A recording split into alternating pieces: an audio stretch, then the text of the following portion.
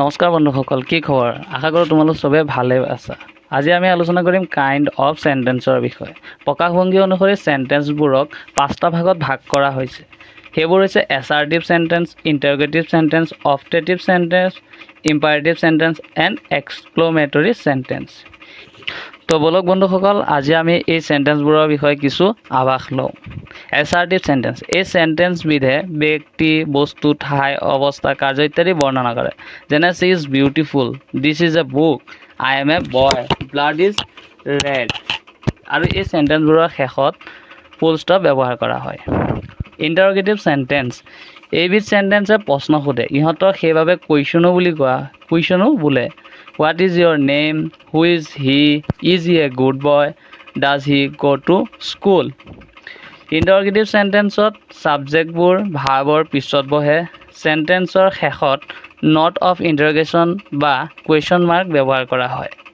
Third, imperative sentence, এইবিধ চেণ্টেন্সে আদেশ দিয়া, টু অৰ্ডাৰ, অনুৰোধ কৰা, টু ৰিকুৱেষ্ট আৰু উপদেশ দিয়া বুজায়। যেনে গ' দেয়াৰ, ডু নট টেল এ লাই, কাম হেয়াৰ, অপেন দ্য ড'ৰ। এই প্ৰকাৰৰ চেণ্টেন্সত সাধাৰণতে ছাবজেক্ট গুজ্য থাকে। সিহঁতৰ শেষত ফুল ষ্টপ ব্যৱহাৰ কৰা হয়। অপটেটিভ চেণ্টেন্স, এইবিধ চেণ্টেন্সে আমাৰ মনৰ ইচ্ছা, অভিলাষ, প্ৰাৰ্থনা, আশীৰ্বাদ আদি প্ৰকাশ কৰে। চেণ্টেন্সবিধ সাধাৰণতে মেৰে আৰম্ভ হয়। ইহঁতৰ শেষত ফুল ষ্টপ বহে।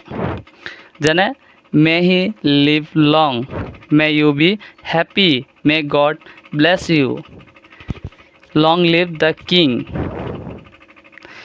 5 নম্বৰ হৈছে এক্সক্লেমেটৰী চেণ্টেন্স। এই চেণ্টেন্সে আমাৰ মনৰ আনন্দ, বেজাৰ, আৱেগ, উত্তেজনা আদি প্ৰকাশ কৰে।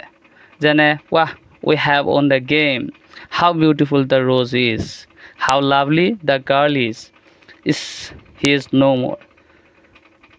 আৰু ইহঁতৰ শেষত নট অফ এক্সক্লেমেশ্যন ব্যৱহাৰ কৰা হয়।